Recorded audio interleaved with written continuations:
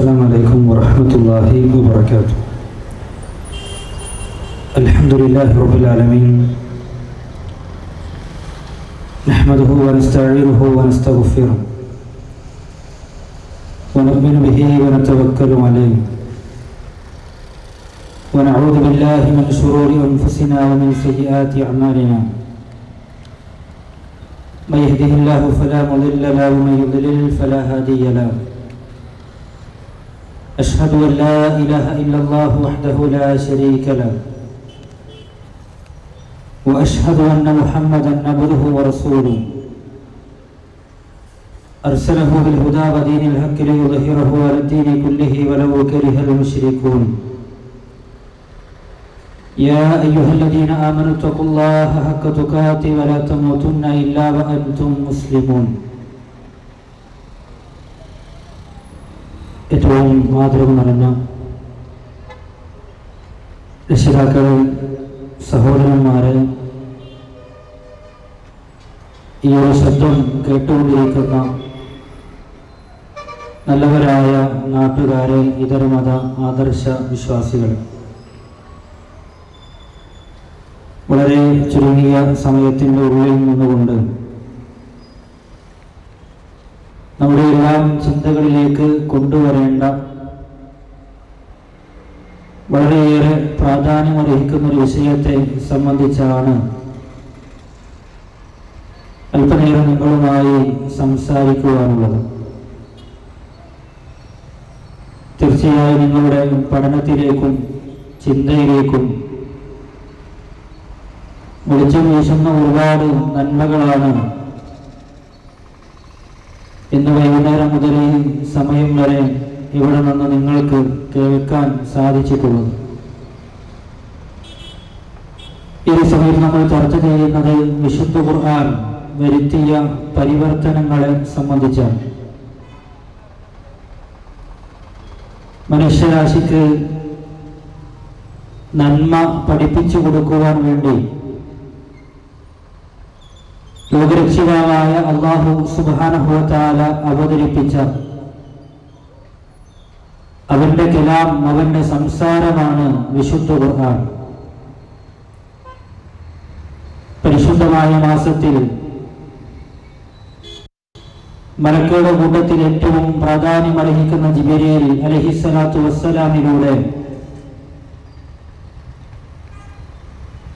സൃഷ്ടികളുടെ കൂട്ടത്തിൽ തന്നെ ഏറ്റവും ശ്രേഷ്ഠനായ നബി കരീം സല്ലല്ലാഹു അലൈഹി വസല്ലമ തങ്ങൾക്ക് 23 വർഷക്കാലം കൊണ്ട് അവതരിപ്പിക്കപ്പെട്ട മഹത്തായ വേദഗ്രന്ഥം. തീർച്ചയായും ആ വിശുദ്ധ ഖുർആന്റെ അവതരണത്തെ സംബന്ധിച്ച് അല്ലാഹു സുബ്ഹാനഹു വ തആല നമ്മെ ഓർമ്മപ്പെടുത്തുന്നത് وأنزلنا إليك الذكر لتبين للناس.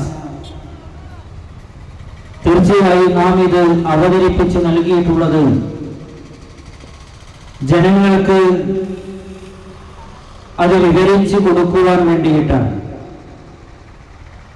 ഇതിനാണ് വിവരിച്ചു കൊടുക്കുന്നത് എന്ന് ചോദിച്ചാൽ അവർ ചിന്തിച്ചാലോചിച്ച് മനസ്സിലാക്കുവാൻ വേണ്ടിയാണ് എന്ന് അല്ലാഹു സുബ്ഹാനഹു വ തആല നമ്മെ കൃത്യമായും വ്യക്തമായും ഓർമ്മപ്പെടുത്തുകയാണ്.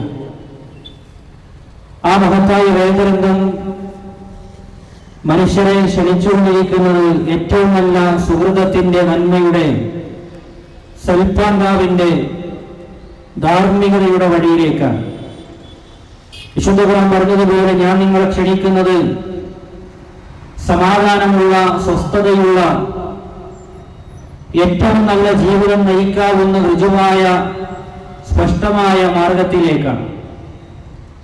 അതുകൊണ്ട് തന്നെ വിശുദ്ധ ഖുർആൻ ആരാണോ മുറുകെ പിടിച്ച് വിശുദ്ധ ഖുർആന്റെ അധ്യാപനങ്ങൾക്കനുസരിച്ച് ജീവിതത്തെ ക്രമീകരിക്കുവാനും ചിട്ടപ്പെടുത്തുവാനും തയ്യാറെടുക്കുന്നത് അവർക്ക് ഈ ലോകത്തും വരാനിരിക്കുന്ന പാരത്രിക ജീവിതത്തിലും രക്ഷയുണ്ടാകും, സമാധാനമുണ്ടാകുമെന്ന് കൃത്യമായി നമ്മെ ഓർമ്മപ്പെടുത്തുകയാണ്.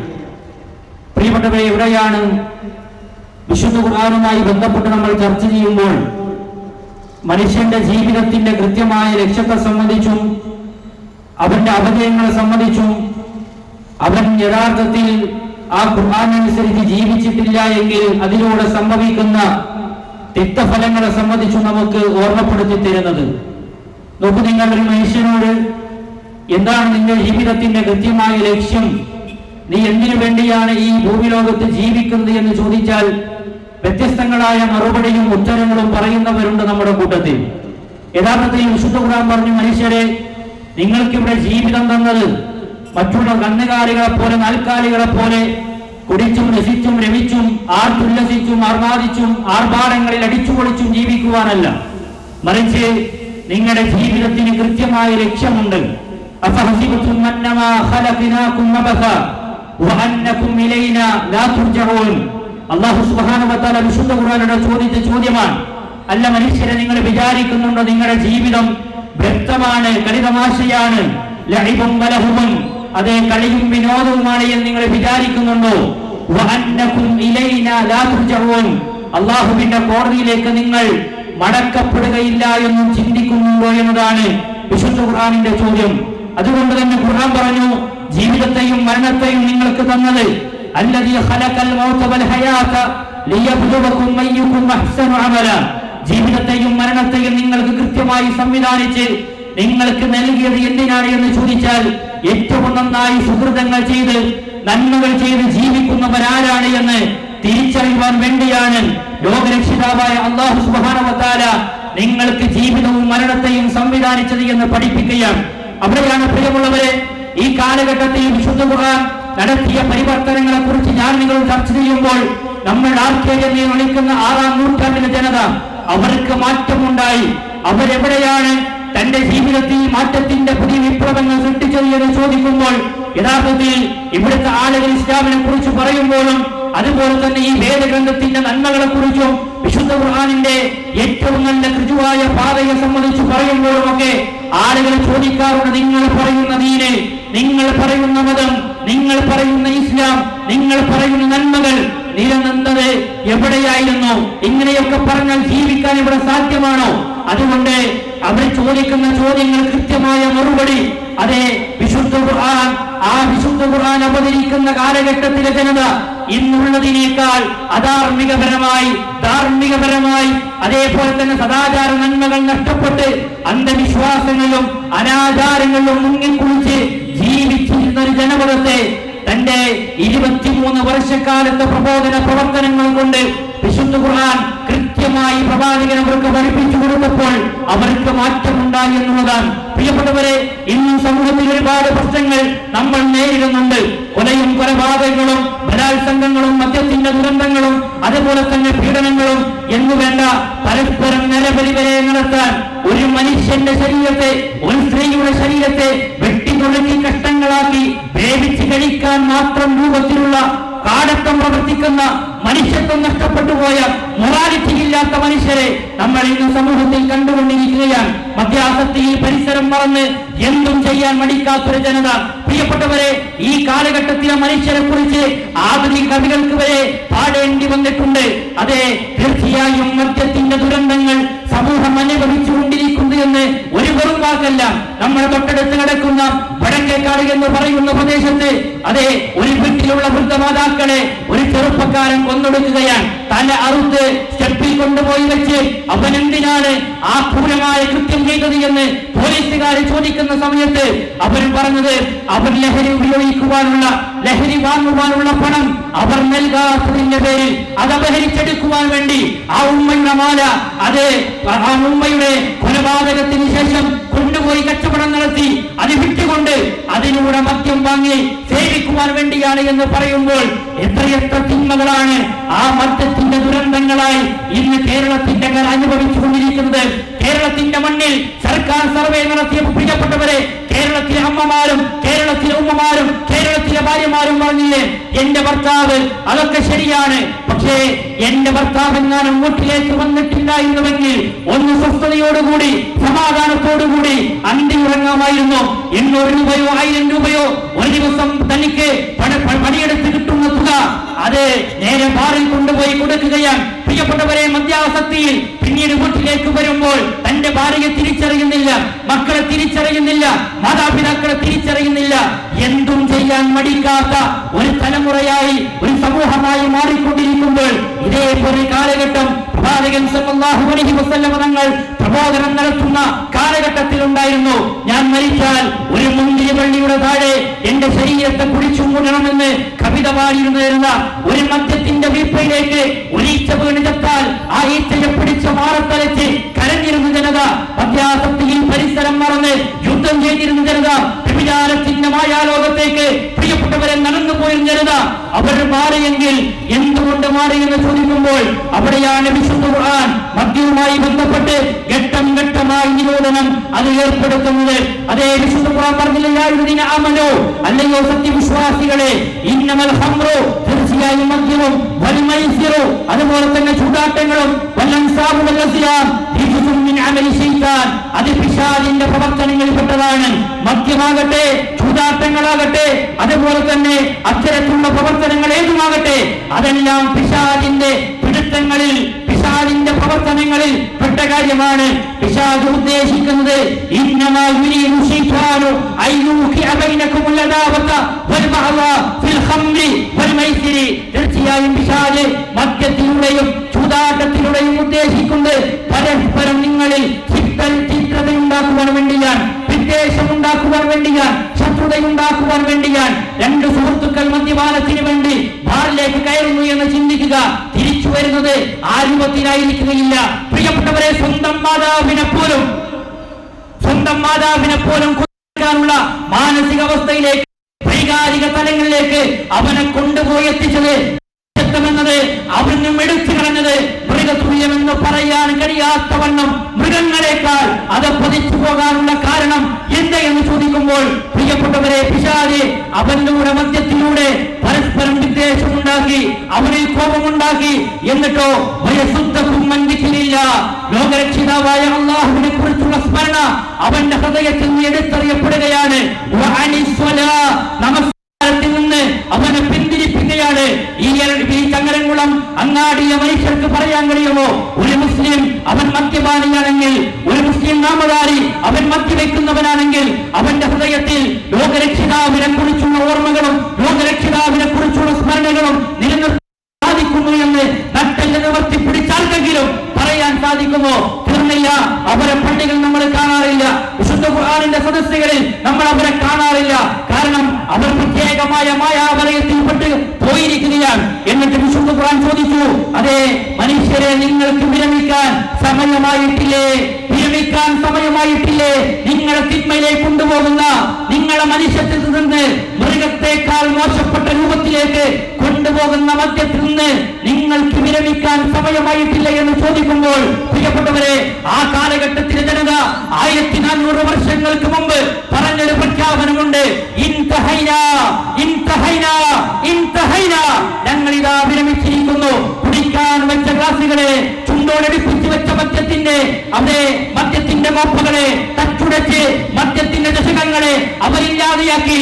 അവസാനമില്ല, മദ്യത്തിന്റെ ഒരു മാർഗത്തിലേക്കും ഞങ്ങളില്ല എന്ന് പറഞ്ഞു എന്ന് മാത്രമല്ല, പ്രിയപ്പെട്ടവരെ, മദീനയുടെ തെരുവിലൂടെ, ആലങ്കാരിക പ്രയോഗമാണെങ്കിൽ ആ രൂപത്തിൽ, അതെ, മദീനയുടെ തെരുവിലൂടെ ഒരു മദ്യത്തിന്റെ പുഴ വരെ ഒഴുകി എന്ന് പറയുമ്പോൾ, ആ പുഴയിലെ അല്ലെങ്കിൽ ഒഴുകിയ ഭാഗത്ത് ഒരു ചെടി മുളച്ചാൽ ആ ചെടി തിന്നുന്ന ഒട്ടകത്തെ ഞങ്ങൾ കറുത്തു മാംസമായി കഴിക്കാൻ പറ്റുമോ എന്ന ചോദ്യത്തിന്റെ അത്രയും അധികം അവർക്ക് പരിവർത്തനം സൃഷ്ടിച്ചത്, പ്രിയപ്പെട്ടവരെ, വിശുദ്ധ ഖുർആനിന്റെ ആയത്തുകളിലൂടെയായിരുന്നു. അതുകൊണ്ട് ഏതൊരു സമൂഹത്തിൽ ഏത് അർത്ഥത്തിലുമുള്ള പ്രശ്നങ്ങളും ഏത് അർത്ഥത്തിലുമുള്ള പ്രയാസങ്ങളും ഉണ്ടോ, അതിനുള്ള പരിഹാരം കൃത്യമായും വ്യക്തമായി നിങ്ങൾ പഠിപ്പിക്കുന്നുണ്ട്. നിങ്ങൾ നോക്കൂ, 6-ാം നൂറ്റാണ്ടിലെ ജനത എന്ന് പറഞ്ഞാൽ ജീവനോടുകൂടി പെൺകുട്ടികളെ കുടിച്ചു മൂടിയിരുന്ന ഒരു കാലഘട്ടം. എല്ലാ ഗോത്രങ്ങളും അങ്ങനെയായിരുന്നില്ല. യമാമ എന്ന ഒരു ഗോത്രക്കാർ തന്റെ ഭാര്യ പ്രസവിക്കുന്നത് ഒരു പെൺകുട്ടിയാണ് എന്നറിഞ്ഞാൽ ദൂരദിക്കിലേക്ക് കൊണ്ടുപോയി ജീവനോടുകൂടി കുടിച്ചു മൂടുകയാണ്. ഒന്നും അറിയില്ല ആ പിറ്റുമക്കൾക്ക്. എന്നിട്ടോ വിശുദ്ധ ഖുർആൻ ചോദിച്ചില്ലേ, അതെ, നാളെ പരലോകത്ത് മരിച്ചു മറമാട്ടവരെ തിരിച്ചു വരുന്ന ഒരു ലോകമുണ്ട്. ആ ലോകത്ത് ആ കുട്ടികൾ ചോദിക്കും, എന്തിനാണ് പിതാവ്, എന്തിനാണ് ഉപ്പ എന്ന് നിങ്ങൾ കുഴിച്ചു മൂടിയത് എന്ന് പരലോക കോടതിയിൽ ചോദ്യമുണ്ട് എന്ന് കേട്ടപ്പോ പ്രിയപ്പെട്ടവരെ അവർ മാറുകയും ഇല്ല. ഒരിക്കലും ഇനി ആ മാർഗത്തിലേക്ക് ഞങ്ങളില്ല. ഞങ്ങളുടെ പെൺകുട്ടികൾക്ക്, ഞങ്ങളുടെ ചെറിയ സ്ത്രീകൾക്ക്, അതുപോലെ തന്നെ ചെറിയ പിഞ്ചുപൈതങ്ങൾക്ക് ജീവിക്കാനുള്ള സ്വാതന്ത്ര്യവും ഫ്രീഡവും ഞങ്ങൾ അനുവദിച്ചു കൊടുക്കുമെന്ന അർത്ഥത്തിലേക്ക് അവരുടെ ജീവിതം മാറുകയുണ്ടായി. പ്രിയപ്പെട്ടവരെ, വ്യഭിചാരം എന്നത് സർവ്വവ്യാപകമായിരുന്നു. ഇന്നും ഇതേപോലെ സർവ്വവ്യാപകമല്ലേ എന്നെല്ലാം പേരിക്കുന്നുണ്ട്. വ്യഭിചാരത്തിന്റെ മായാലോകത്തേക്ക് തന്നെ ക്ഷണിക്കുന്ന ലിബറൽ ചിന്താഗതിക്കാരുണ്ട്. LGBTQIA+ എന്ന് തുടങ്ങിയ അക്ഷരങ്ങൾ കൊണ്ട് ആക്ടിവിസത്തിന്റെ ആളുകൾ ഇറങ്ങിയിട്ടുണ്ട്. മഴവിൽ ചിത്രങ്ങളാണ്, അവരുടെ പ്രത്യേകമായ ചിഹ്നങ്ങളും അടയാളങ്ങളും. എന്താണ് അവർ പറയുന്നത്? ഞങ്ങൾക്ക് ഇഷ്ടമുള്ളവരുടെ കൂടെ, ഞങ്ങൾക്ക് ഇഷ്ടപ്പെട്ടവരുടെ കൂടെ ഞങ്ങൾ ജീവിക്കും. ആണും പെണ്ണും വ്യത്യാസമില്ല. ഞങ്ങളുടെ ഇഷ്ടമാണ്, ഞങ്ങളുടെ ഫ്രീഡമാണ്. ഒരു ജീവിതമേ ഉള്ളൂ. ആ ജീവിതം പരമാവധി അടിച്ചുപൊളിച്ചാത്തുല്ലസിച്ച് ഞങ്ങൾ തീർക്കും. അതുകൊണ്ട് ആരും ഞങ്ങളോട് പറയേണ്ടതില്ല, ചോദിക്കേണ്ടതില്ല എന്നതിന്റെ പേരിൽ പ്രിയപ്പെട്ടവരെ, ഈ ആക്ടിവിസത്തിന്റെ ആളുകൾ എത്രത്തോളം ദുരന്തത്തിലേക്കാണ് മനുഷ്യരെ കൊണ്ടുപോകുന്നത് എന്ന് നമ്മൾ പഠിക്കേണ്ടതുണ്ട്. എന്താണ് L എന്ന് പറഞ്ഞാൽ? ലെസ്ബിയൻ അഥവാ ഒരു സ്ത്രീക്ക് മറ്റൊരു തോന്നുന്ന ലൈംഗിക ആകർഷണമാണ്. അതേ കേരളത്തിലെ മണ്ണിൽ ഇന്ന് നമ്മൾ മുമ്പൊന്നും കേട്ട് കേൾവിയില്ലാത്ത രൂപത്തിൽ പെണ്ണും തമ്മിൽ വിവാഹത്തിൽ ഏർപ്പെടുകയാണ്. അവർ ചോദിക്കുന്നു, ആകാശം ഇടിഞ്ഞു വീഴുമോ? ആർക്കാണ് നഷ്ടമുള്ളത്? ഞങ്ങളുടെ ഇഷ്ടമല്ലേ, ഞങ്ങൾ എന്തും ചെയ്യും. അതുകൊണ്ട് ഞങ്ങൾ ചോദ്യം ചെയ്യേണ്ടതില്ല. കോടതിയുടെ വരാന്തയിൽ ചെന്ന് ഇതാ എനിക്ക് ആ മറ്റേ സ്ത്രീയുടെ കൂടെ, ആ പെൺകുട്ടിയുടെ കൂടെയാണ് പോകേണ്ടത്. അതേ, എന്തിനധികം പ്രിയപ്പെട്ടവരെ, ഒരു പിതാവും ഒരു മാതാവും ഞങ്ങളുടെ മകളെ ഞങ്ങൾക്ക് വിട്ടുതരണമെന്ന് പറഞ്ഞപ്പോൾ തട്ടിക്കൊണ്ടുപോയി എന്ന് പറഞ്ഞ് കേസ് കൊടുക്കുകയുണ്ടായി. എന്നിട്ട് അവസാനം അവർ ചോദിക്കുന്ന ചോദ്യം, ആകാശം ഇടിഞ്ഞു വീഴുമോ? ഞങ്ങൾ ജീവിച്ചാൽ ആർക്കാണ് ഇവിടെ തടസ്സം? ഒരു പെണ്ണും അവർ ഒരുമിച്ച് ജീവിക്കുമ്പോൾ, വിവാഹം കഴിക്കുമ്പോൾ, അവരുടെ ഭാഷയിൽ വിവാഹം കഴിക്കുമ്പോൾ എന്താണ് കുഴപ്പമെന്ന് ചോദിക്കുന്നവരുണ്ട്. അവരോടൊറ്റ ചോദ്യം ഒരു മനുഷ്യനെ ചോദിക്കാൻ സാധ്യമാവുകയുള്ളൂ. അതെ, നിന്റെ ഉമ്മയും നിന്റെ ഉപ്പയും ഈ തീരുമാനമെടുത്തിരുന്നെങ്കിൽ ഇത് പറയാൻ നിങ്ങൾ ഉണ്ടാകുമായിരുന്നു. നിങ്ങളുടെ ഉമ്മ പറയുന്നു, നിങ്ങളുടെ അമ്മ പറയുന്നു, അതെ നിങ്ങളുടെ മാതാവ് പറയുന്നു.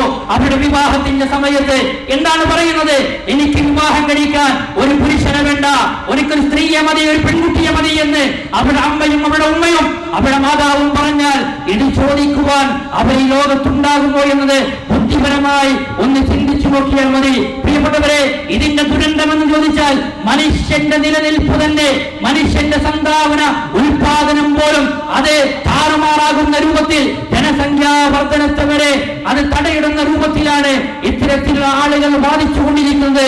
അതുകൊണ്ട് ഇന്ന് പ്രേമമെന്ന് പറയുന്ന, പ്രണയമെന്ന് പറയുന്ന ആ വ്യഭിചാരത്തിന്റെ മായാലോകത്തേക്ക് മനുഷ്യരെ പോകുമ്പോൾ അവിടെയെല്ലാം ഇസ്ലാം കൃത്യമായി ഇടപെട്ടിട്ടുണ്ട്.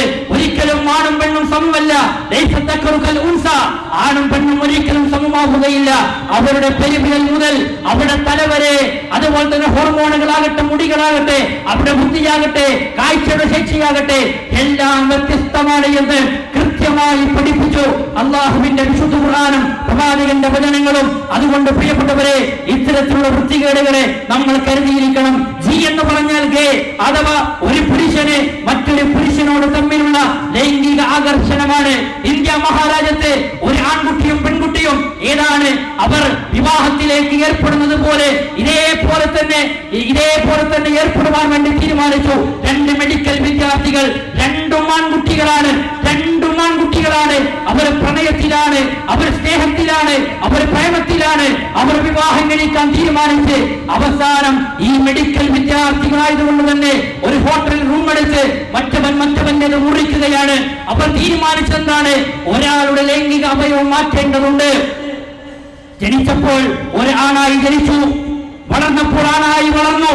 പിന്നെ എവിടെയൊക്കെയോ കേട്ട് തോന്നലുകളും അവർ തീരുമാനിക്കുന്നത് എനിക്കൊരു പെണ്ണുമായി ജീവിതം ഒരിക്കലും മുന്നോട്ട് പോകുക സാധ്യമല്ല. അത് ഒരു ആണിനെ തന്നെ എനിക്ക് വേണം എന്ന് പറഞ്ഞ് ഈ ആൺകുട്ടികൾ പരസ്പരം അവർ ഷെയർ ചെയ്ത് അവർ പരസ്പരം തീരുമാനിച്ച് ഒരു ഹോട്ടലിൽ മുറിയെടുത്ത് ഒരുത്തൻ മറ്റവന്റെ മുറിക്കുകയാണ്.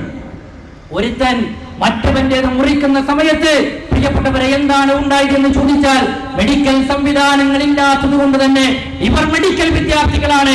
പക്ഷേ അവർക്ക് സാങ്കേതികമായ ശാസ്ത്രീയമായ ഉപകരണങ്ങളോ വസ്തുക്കളോ ഒന്നുമില്ല. അവസാനം ആ ചെറുപ്പക്കാരൻ ചോര വാർമൊലിച്ച് മരണപ്പെടുന്ന രൂപത്തിലേക്ക് പോയി. നിങ്ങൾ ആലോചിച്ച് നോക്കണം, ദൈവം തന്ന അവയവങ്ങൾക്ക് പകരം മറ്റൊരു അവയവം സ്ഥാപിക്കുവാനും അത് മുറിച്ചു കളയുവാനും തീരുമാനിക്കുമ്പോൾ അതിന്റെ തിക്തഫലം ഇവിടെ നിന്ന് തന്നെ അനുഭവിക്കുന്നത് നേർക്ക് നേരെ നമ്മൾ കണ്ടുകൊണ്ടിരിക്കുകയാണ്. അതുപോലെ ബി എന്ന് പറയുന്നുണ്ട്, അഥവാ ബൈസെക്ഷൽ, എന്ന് തുടങ്ങിയ അക്ഷരങ്ങൾ നമ്മൾ ചർച്ച ചെയ്യുമ്പോൾ അവിടെ അഥവാ ആണിനോടും പെണ്ണിനോടും ലൈംഗിക ആകർഷണം തോന്നിയേക്കാവുന്ന അവസ്ഥ, അവർക്ക് പരസ്പരം അങ്ങോട്ടും ഇങ്ങോട്ടും തോന്നും. അതെ, ഇതേപോലെയുള്ള പല അക്ഷരങ്ങളും പല കാര്യങ്ങളും പറഞ്ഞ് ഇനിയോ ടി എന്ന് പറഞ്ഞാൽ ട്രാൻസ്ജെൻഡർ. നമ്മുടെ നാട്ടിലും സജീവമാണല്ലോ അത്തരത്തിലുള്ള ആളുകൾ. മലപ്പുറം ജില്ലയിൽ അവരുടെ പ്രത്യേകമായ മഴവിൽ ആഘോഷങ്ങൾ നടക്കുന്നു. എന്തിനധികം ഇപ്പോഴത്തെ ബഡ്ജറ്റ് വന്നപ്പോൾ 5 കോടി രൂപയാണ് ഈ സർക്കാർ അവർക്ക് വേണ്ടിയിട്ടുള്ള തുക മാറ്റിവെച്ചിട്ടുള്ളത്. എന്താണ് പ്രിയപ്പെട്ടവരെ അവരുടെ അടിസ്ഥാനം എന്ന് പറഞ്ഞാൽ, നമ്മെപ്പോലെ ഒരു പുരുഷനായി ജനിച്ച്, ഒരു പുരുഷനായി വളർന്ന്, ഒരു പുരുഷനായി ജീവിച്ച്, ആ പുരുഷന്റെ എല്ലാ അവയവങ്ങളും ഉണ്ടായിട്ട് പിന്നീട് ജീവിതത്തിന്റെ ഏതോ ഒരു വഴിയിൽ തോന്നുകയാണ്, ഞാൻ പുരുഷനല്ല, ഞാനൊരു സ്ത്രീയാണ്. ആ തോന്നലനുസരിച്ച് ശരീരത്തെ മുറിക്കുന്നു, ഹോർമോൺ ട്രീറ്റ്മെന്റുകൾ എടുക്കുന്നു. കേരളത്തിലെ പല ട്രാൻസ്ജെൻഡേഴ്സും അവർ ആത്മഹത്യ ചെയ്തു.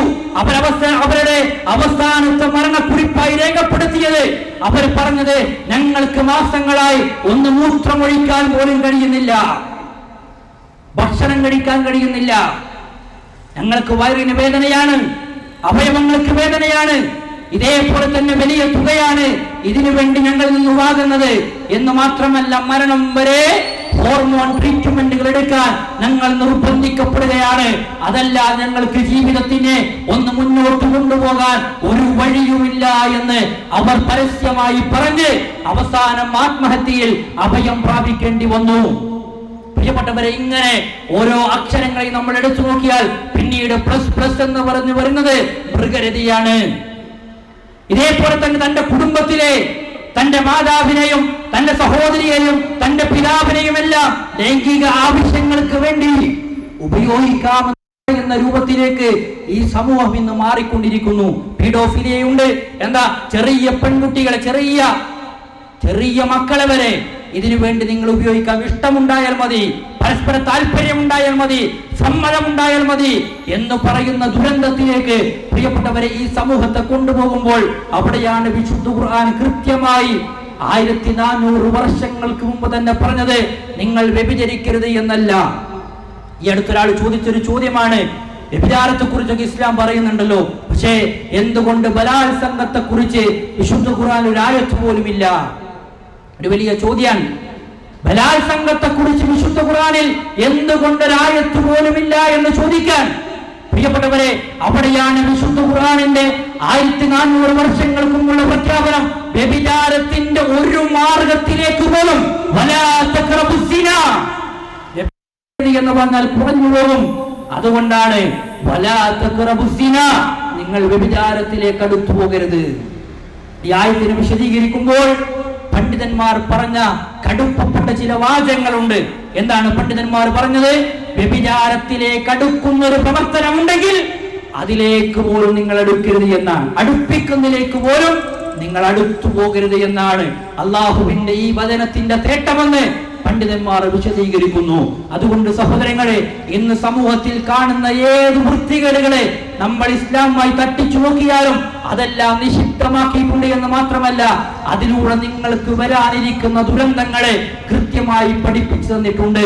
ലിവാദ്, ആണും പരസ്പരം അവർ ബന്ധപ്പെടുന്നതിന്, അതേപോലെ തന്നെ അവർ പരസ്പരം വിവാഹം കഴിക്കുന്നതിന്, ശാരീരിക ബന്ധത്തിൽ ഏർപ്പെടുന്നതിന് റസൂലുള്ളാഹി സ്വല്ലല്ലാഹു അലൈഹി വസല്ലമ ഒരു സമൂഹത്തിന്റെ കഥ നമുക്ക് വിവരിച്ചു തരുന്നുണ്ട്. ഇതാണ് ആ സമൂഹം എന്ന് പറഞ്ഞാൽ ലൂത്ത് അലൈഹിസ്സലാത്തു വസ്സലാമിന്റെ ജനതയാണ്. എന്നാൽ ലൂത്ത് അലൈഹിസ്സലാത്തു വസ്സലാമിന്റെ ജനതയുടെ പ്രത്യേകത സർവ്വവ്യാപകമാണ്. ആണുമായും തമ്മിലുള്ള ശാരീരിക ബന്ധങ്ങൾ. ആ സമൂഹത്തെ എങ്ങനെ നശിപ്പിച്ചു എന്ന് ചോദിച്ചാൽ തല കീഴ്മേഴാക്കി മറിക്കുകയും ഇവിടുത്തെ നായക്കളുടെ കുരച്ചിന് പിന്നെ കുര ആകാശലോകത്തുള്ള മലക്കുകൾ കേൾക്കുമാറ് അത്രത്തോളം മുകളിലേക്കാക്കി അല്ലാഹു സുബ്ഹാനഹു വ തആല ആ സമൂഹത്തെ നശിപ്പിച്ചു കളഞ്ഞു എന്ന് കൃത്യമായി കൊണ്ട് പഠിപ്പിക്കാൻ അത്രയും നീചവും നികൃഷ്ടവുമായ പ്രവർത്തനമാണ് അത് എന്ന് നമ്മെ കൃത്യമായി ബോധ്യപ്പെടുത്തുന്നു.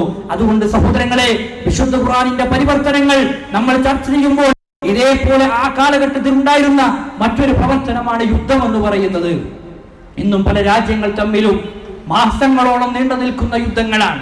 ഇസ്ലാമിക രാജ്യത്തിന്റെ ആദ്യകാല ഇസ്ലാമിക ചരിത്രത്തിന്റെ ആദ്യകാലങ്ങളെ പരിശോധിച്ചു കഴിഞ്ഞാൽ ഒരൊട്ടകം അപ്പുറത്തുള്ളൊരു പിന്നെ പറമ്പിലെ ഒരു പുല്ല് തിന്നതിന്റെ പേരിൽ 40 വർഷത്തോളം നീണ്ടുനിന്നിരുന്ന യുദ്ധം ആ കാലഘട്ടത്തിൽ ഉണ്ടായിരുന്നു. 1-2 വർഷമല്ല, 40 വർഷക്കാലം നീണ്ടുന്ന യുദ്ധങ്ങൾ. സഹോദരങ്ങളെ, ഇവിടെയാണ് വിശുദ്ധ ഖുർആൻ കൃത്യമായി ഇടപെട്ടത്. എന്താ പറഞ്ഞത്? വലാ തഖ്തുലു അൻഫുസകും, നിങ്ങൾ നിങ്ങളെ തന്നെ കൊല്ലാൻ പാടില്ല, ആത്മഹത്യ പാടില്ല എന്ന് പഠിപ്പിച്ചത്. നിങ്ങൾ നിങ്ങളെ തന്നെ കൊല്ലുന്ന രൂപത്തിലുള്ള ഒരു പദാർത്ഥം ശരീരത്തിൽ ഉപയോഗിക്കാൻ പാടില്ല. തീർന്നില്ല, നിങ്ങളെങ്ങാനും അന്യായമായി ഒരു മനുഷ്യനെ കൊന്നാൽ ഭൂമി ലോകത്തുള്ള മുഴുവൻ മനുഷ്യനെയും കൊന്നതിന് തുല്യമാണ് എന്ന് പഠിപ്പിക്കാൻ.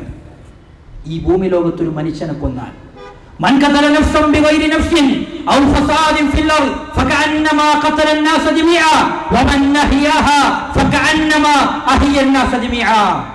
വിശുദ്ധ ഖുർആൻ സൂറത്തുൽ മാഇദ അതിന്റെ 32ാമത്തെ വചനാണ്. അല്ലാഹു സുബ്ഹാനഹു വ തആല പറയുന്നത്, നിങ്ങൾ അന്യായമായി ഒരു നഫ്സിനെ നിങ്ങൾ ഉപദ്രവിക്കാൻ, അവനെ നിങ്ങൾ വധിച്ചു കളയുകയാണ്. അങ്ങനെയാണെങ്കിൽ ഈ ഭൂമി ലോകത്തുള്ള 240 കോടി മനുഷ്യരെയും കൊന്നതിന് തുല്യമാണ് എന്ന് പഠിപ്പിക്കാൻ. ഇതേപോലെ തന്നെ ഒരു മനുഷ്യരെങ്ങാനും നിങ്ങൾ നൽകുന്നു, ആ മനുഷ്യരെ നിങ്ങൾ സംരക്ഷിക്കുന്നു, സുരക്ഷിതത്വം നൽകുന്നുണ്ടെങ്കിൽ ഭൂമി ലോകത്തെ മുഴുവൻ മനുഷ്യരെയും സംരക്ഷിച്ചതിന് തുല്യമാണ് എന്ന് റസൂലുള്ളാഹി സ്വല്ലല്ലാഹു അലൈഹി വസല്ലമ വിശുദ്ധ ഖുർആനിന്റെ ആയത്തുകളോട് നമ്മെ കൃത്യമായി കൊണ്ട് പഠിപ്പിക്കുന്നു.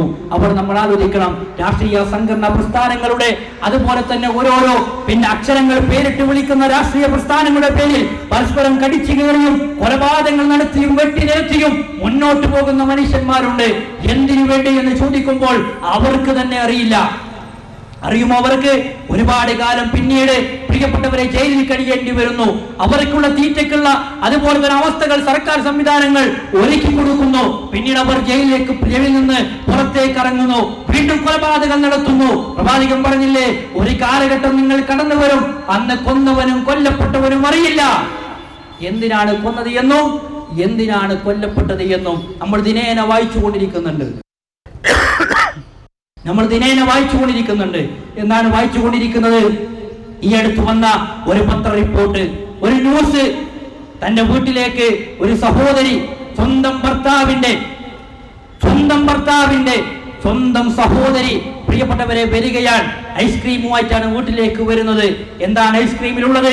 വിഷം ചേർത്ത ഐസ്ക്രീമാണ്. ആ വീട്ടിലെ ആളുകളെ കൊന്നൊടുക്കുവാൻ വേണ്ടിയിട്ട്. എന്തിനു വേണ്ടി? അനന്തര സ്വത്ത് കിട്ടാൻ ഐസ്ക്രീമുമായി വീട്ടിലേക്ക് വന്നു. 12 വയസ്സുകാരൻ, 7ാം ക്ലാസ്സുകാരൻ അത് ഏറെ താല്പര്യത്തോടു കൂടി വാങ്ങിക്കഴിച്ചു.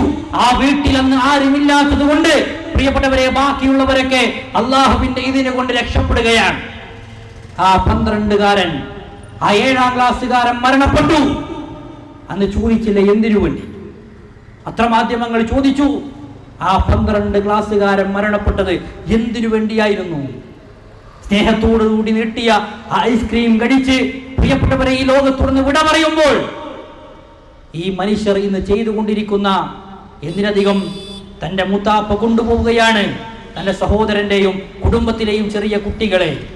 അങ്ങനെ മുട്ടായി വാങ്ങിക്കൊടുത്ത് പാലത്തിന്റെ മുകളിൽ കൊണ്ടുപോയി അതിന്റെ കൈവരിരുത്തി കളിപ്പിക്കുകയാണ്. ആ പിഞ്ചുകുട്ടി ആഗ്രഹിച്ചു പോകുന്ന മൂത്താപ്പക്ക് എന്നോട് വല്ലാത്ത സ്നേഹമാണ്, അതുകൊണ്ടാണ് എന്നെ മുട്ടായി വാങ്ങി തന്ന് ഈ പുഴയുടെ അടുക്കിലേക്ക് കൊണ്ടുവന്നിട്ടുള്ളത്. അവസാനം അതാ കളിപ്പിച്ച് ആ കൈവരിയിൽ നിന്ന് ആ കുട്ടിയെ താഴത്തേക്ക് ഇടുമ്പോൾ അലറി വിളിച്ചു മൂത്താപ്പ എന്ന് വിളിക്കുമ്പോൾ ആ വിളി കേൾക്കാതെ പ്രിയപ്പെട്ടവരെ ആ കുട്ടിയെ ആ വെള്ളത്തിലേക്ക് ഇട്ട് മുങ്ങി മരിച്ചത് കണ്ടു നിൽക്കുകയാണ് മനുഷ്യർ. എത്രയെല്ലാം മനുഷ്യരാശി ഇന്ന് ചെയ്തു കൂട്ടുന്നു. ഇടുക്കി ജില്ലയിലെ തൊടുപുഴ എന്ന് പറയുന്ന പ്രദേശത്ത് ഒരു വൃദ്ധനായ മനുഷ്യൻ തന്റെ മകനെയും മരുമകളെയും പേരക്കുട്ടികളെയും കൊന്നൊടുക്കുകയാണ്. കൃത്യമായ പ്ലാനിങ്ങോടുകൂടി വീട്ടിലെ വെള്ളത്തിന്റെ എല്ലാ സാഹചര്യങ്ങളും ഒഴിവാക്കി ടാങ്കിലെ വെള്ളം ആ മനുഷ്യൻ ഊറ്റിക്കളഞ്ഞു. ബാത്റൂമിലെ വെള്ളവും ബക്കറ്റിലെ വെള്ളവും ആ മനുഷ്യൻ ഒഴുക്കിക്കളഞ്ഞു. പൈപ്പുകളിൽ വെള്ളമില്ല, ഫ്രിഡ്ജിൽ വെള്ളമില്ല, അടുക്കളയിൽ വെള്ളമില്ല, ടാങ്കിൽ വെള്ളമില്ല. മോട്ടറിന്റെ വയറ് വരെ കട്ട് ചെയ്തു. അതുപോലെ തന്നെ ടാങ്കിലേക്ക് വരുന്ന പൈപ്പിന്റെ കണക്ഷനുകൾ ആ മനുഷ്യൻ മുറിച്ചു കളഞ്ഞു. അവസാനം കാത്തിരിക്കുകയാണ് രാത്രിയാകുവാൻ വേണ്ടി. രാത്രിയായപ്പോൾ തന്റെ മകനും മരുമകളും പേരക്കുട്ടികളും ഉറങ്ങുന്ന റൂമിലേക്ക് ഈ മനുഷ്യൻ ജനലിന്റെ ഉള്ളിലൂടെ പെട്രോൾ ഒഴിക്കുകയാണ്. ആ പെട്രോളിലേക്ക് തീ കൊളുത്തി എറിയുന്നു. ആ റൂം കത്തിക്കൊണ്ടിരിക്കുന്നു. ആ വീട്ടിലെ തന്റെ മകനാകട്ടെ ബാത്റൂമിലേക്ക് കയറി ആ തീയൊന്ന് കെടുത്തുവാൻ വേണ്ടി നോക്കി. പൈപ്പുകൾ തുറക്കുമ്പോൾ വെള്ളമില്ല, ബക്കറ്റുകൾ പിന്നെ എടുത്തു നോക്കുമ്പോൾ അതിലും വെള്ളമില്ല. അവസാനം വാതിൽ തട്ടി തുറന്ന് പ്രവേശിക്കാൻ സാധിക്കാത്ത വണ്ണം പുറത്തുനിന്ന് പൂട്ടിയിട്ടിരിക്കുകയാണ്. അയൽവാസികൾ വന്ന് വീടിന്റെ പരിസരത്തുള്ള വെള്ളങ്ങളെല്ലാം നോക്കുന്നു. എവിടെയും വെള്ളം കിട്ടാനില്ല, ഏത് പൈപ്പിലും വെള്ളമില്ല. അവസാനം ഫ്രിഡ്ജിൽ എങ്ങാനും കുടിക്കാനുള്ള വെള്ളം ഉണ്ടാകുമോ എന്ന് വിചാരിച്ചുകൊണ്ട് ഫ്രിഡ്ജ് തുറന്നു നോക്കുമ്പോഴും വെള്ളമില്ല.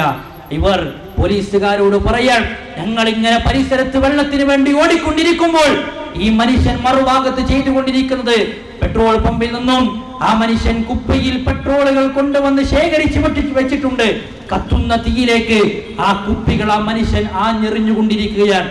ആളി കത്തുന്ന തീയെ വീണ്ടും ആളി കത്തിക്കാൻ വേണ്ടിയിട്ട് അവസാനം ആ 3 ആളുകളും മരണപ്പെട്ടു പോകുമ്പോൾ പോലീസുകാർ ഈ മനുഷ്യനെ പിടിച്ച് മൊഴി കൊടുക്കുന്ന സമയത്ത് ആ മനുഷ്യൻ പറയുകയാണ്, അതെ, എന്റെ വീട്ടിൽ എനിക്ക് സ്വസ്ഥതയില്ല, എനിക്ക് എന്റെ വീട്ടിൽ സമാധാനമില്ല, എനിക്ക് എന്റെ വീട്ടിൽ നല്ല ഭക്ഷണം കിട്ടുന്നില്ല.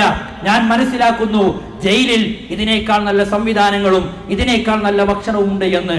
പ്രിയപ്പെട്ടവരെ, നാട്ടിലെ നിയമങ്ങൾ നമ്മൾ പരിശോധിച്ചാൽ, നാട്ടിലെ സംവിധാനങ്ങളെ പരിശോധിച്ചാൽ, കോടതിയുടെ വിധികളെ പരിശോധിച്ചാൽ, ബലാത്സംഗം ചെയ്ത് കൊന്ന ആ ചെറുപ്പക്കാരൻ എന്നും നട്ടെല്ല് നിവർത്തിപ്പിടിച്ച് കഴിവില്ലാത്തതിന്റെ പേരിൽ നടക്കുമ്പോ കരയുന്നത് ഒരു കുടുംബത്തിന്റെ കണ്ണുനീരാണ്. അത് ലോകത്തിന്റെ രക്ഷിതാവ് ഒരിക്കലും കാണാതെ പോവുകയില്ല. ഈ കൊന്നൊടുക്കിയ മനുഷ്യർ പ്രിയപ്പെട്ടവരെ പരലോകത്ത് വരാതിരിക്കുകയില്ല. അവിടെയാണ് വിശുദ്ധ ഖുർആൻ മനുഷ്യനോട് പറഞ്ഞത്, തീർച്ചയായും അല്ലാഹു സുബ്ഹാനഹു വ തആല നിങ്ങൾക്കൊരു ജീവിതം നൽകാനുണ്ട്. നിങ്ങൾ മരിച്ചാലും തീരാവുന്നല്ല ജീവിതം എന്ന് പറഞ്ഞാൽ വസ്ത്രം ധരിക്കാതെ, ഛേദാക്രമം ചെയ്യപ്പെടാതെ, ചെരുപ്പ് ധരിക്കാതെ, യൗമൽ ഖിയാമത്തി ഹുഫാതൻ ഉറാതൻ ഗുർല, ഛേദാക്രമം ചെയ്യപ്പെടാതെ, ചെരുപ്പ് ധരിക്കാതെ, വസ്ത്രം ധരിക്കാതെ അല്ലാഹുവിന്റെ കോടതിയിലേക്ക് നിങ്ങൾ വരുമെന്നാണ്. പ്രിയപ്പെട്ടവരെ, ചോദ്യമുണ്ട്. എന്താണ് ചോദ്യമെന്ന് ചോദിച്ചാൽ, ഈ ജീവിതം എന്തിനു വേണ്ടിയിട്ടാണ് ചെലവഴിച്ചത്? നീ എന്തിനു വേണ്ടിയിട്ടാണ് നിന്റെ ജീവിതത്തെ ഒരുക്കി നീ ഏറെ പണിയെടുത്ത് അധ്വാനിച്ച് പാകപ്പെടുത്തിയെടുത്തത് എന്ന ചോദ്യമുണ്ട്.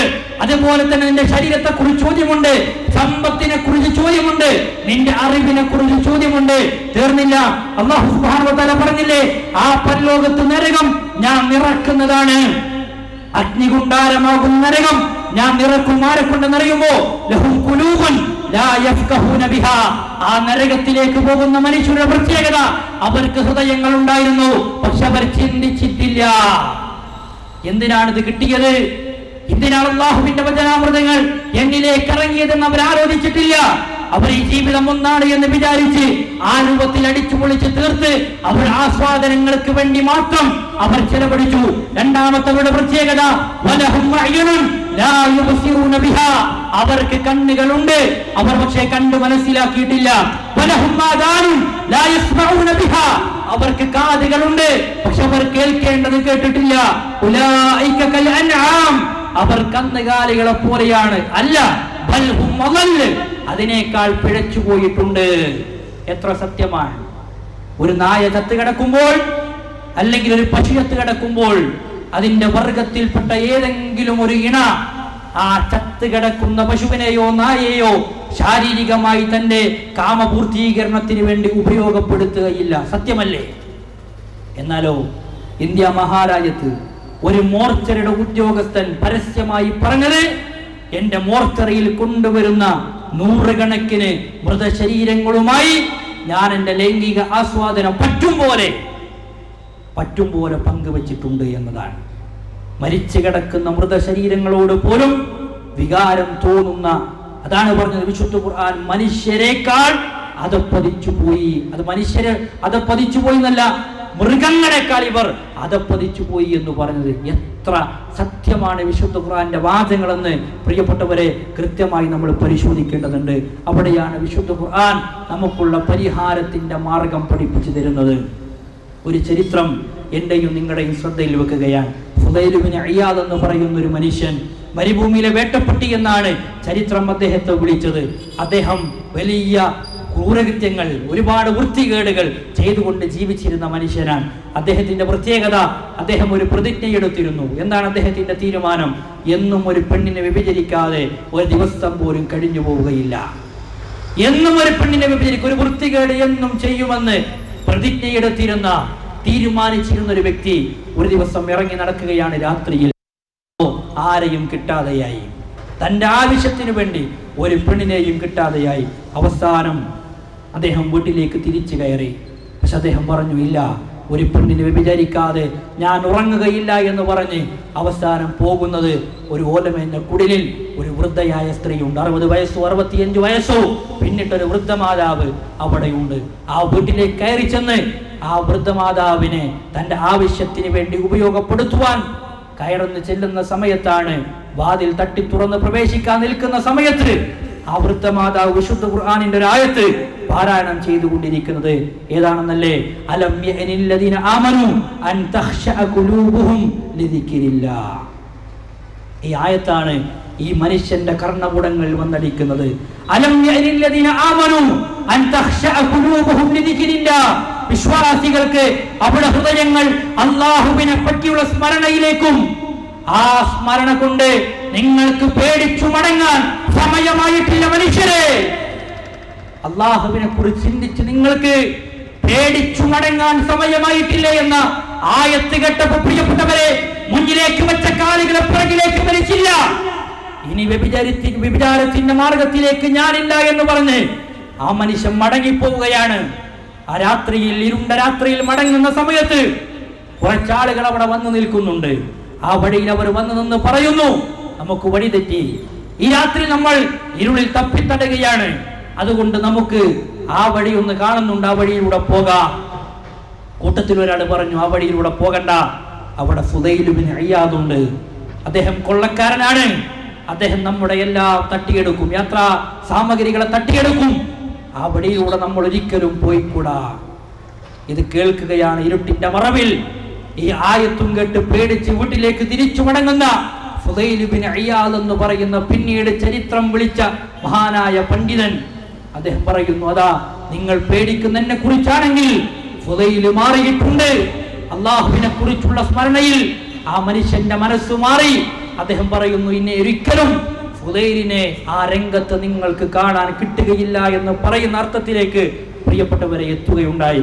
എന്തുകൊണ്ട് എന്ന് ചോദിച്ചാൽ, അള്ളാഹുവിനെ കുറിച്ച്, ലോകത്തിന്റെ രക്ഷിതാവിനെ കുറിച്ച് മനസ്സിൽ ഓർമ്മ നിൽക്കുമ്പോഴാണ് ഏതൊരു മനുഷ്യ ലോകവും നന്നായി തീരുന്നത് എന്ന് നമ്മൾ കൃത്യമായി മനസ്സിലാക്കേണ്ടതുണ്ട്.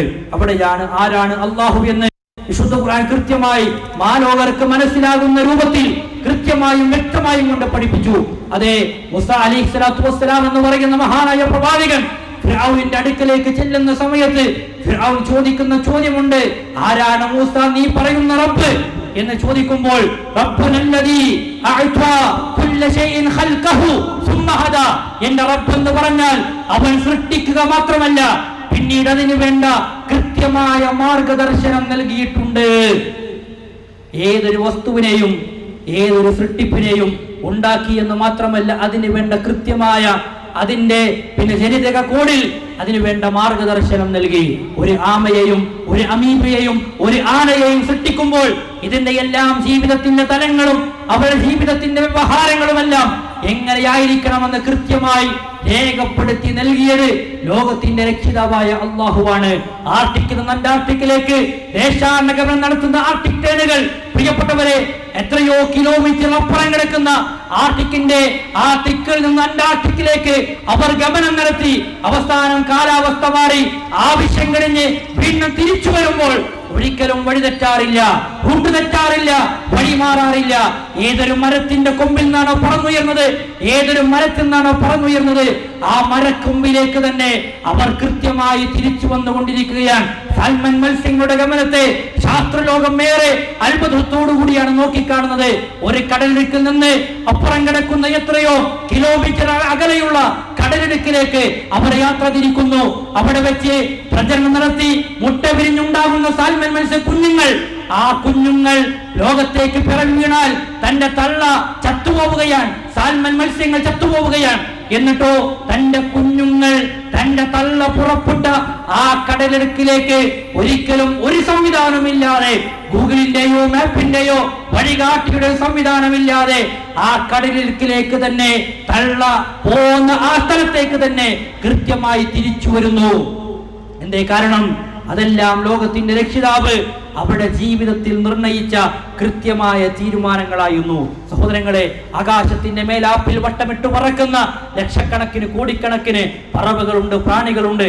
ഇവയെല്ലാം ആര് സംവിധാനിച്ചു എന്ന് ചോദിച്ചാൽ ഇവിടെയെല്ലാം വിശുദ്ധ ഖുർആൻ കൃത്യമായി വ്യക്തമായും ആ സൃഷ്ടാവിനെ കുറിച്ചും ആ സൃഷ്ടാവിലേക്ക് നമ്മൾ മടങ്ങേണ്ടതിന്റെ പ്രാധാന്യത്തെ സംബന്ധിച്ചും കൃത്യമായി പറയുന്നുണ്ട്. അവസാനിപ്പിക്കുമ്പോൾ നമ്മളൊരു തുറന്ന വായന വിശുദ്ധ ഖുർആനെ കുറിച്ച് നടത്തേണ്ടതുണ്ട്. അവിടെയാണ് നമുക്ക് സ്വർഗത്തിന്റെ വഴി കൃത്യമായി പഠിപ്പിച്ചു നൽകുക.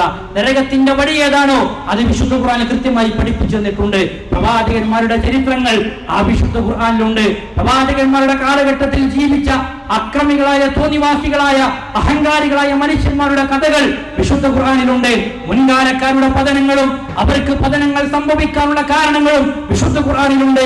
അക്രമികളായ ഭരണാധികാരികൾക്ക് സംഭവിച്ച നാശങ്ങളും പിന്നെ നാശങ്ങളും നഷ്ടങ്ങളും ആ വിശുദ്ധ ഖുർആനിലുണ്ട്. മക്കൾക്കുള്ള ഉപദേശങ്ങൾ, സാരോപദേശങ്ങൾ, നന്മകൾ ആ വിശുദ്ധ ഖുർആനിലുണ്ട്. ഒരു ഭാര്യ എങ്ങനെയാകണം, ഒരു ഭർത്താവ് എങ്ങനെയാകണം, മാതാപിതാക്കളോട് എങ്ങനെ പെരുമാറണം, മക്കളെ എങ്ങനെ വളർത്തണം, അയൽവാസികളോട്, കുടുംബക്കാരോട്, സഹപാഠികളോട്, ഈ ഭൂമിയിലെ മറ്റു ഇതര വർഗ ജീവികളോട്, ഇതര മതവിശ്വാസികളോട് എങ്ങനെ പെരുമാറണം അത് വിശുദ്ധ ഖുർആനിലുണ്ട്. സാമ്പത്തിക രംഗത്ത് നിങ്ങൾ എങ്ങനെ ക്രയവിക്രയങ്ങൾ നടത്തണം അത് വിശുദ്ധ ഖുർആനിലുണ്ട്. എങ്ങനെ കച്ചവടം നടത്തണം അത് വിശുദ്ധ ഖുർആനിലുണ്ട്. പലിശ എന്ന് പറയുന്ന ദുരന്തത്തിനെ കൃത്യമായി കുറിച്ചുള്ള താക്കീതുകൾ അത് വിശുദ്ധ ഖുർആനിലുണ്ട്.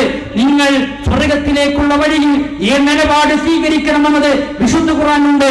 അതേപോലെ തന്നെ ഏറ്റവും വലിയ സമാധാനത്തിന്റെ, സ്വസ്ഥതയുടെ, ശാന്തിയുടെ, നിർഭയത്വത്തിന്റെ മാർഗം വിശുദ്ധ ഖുർആൻ പറയുന്നുണ്ട്. ഏതാണ് ആ മാർഗം എന്നറിയുമോ?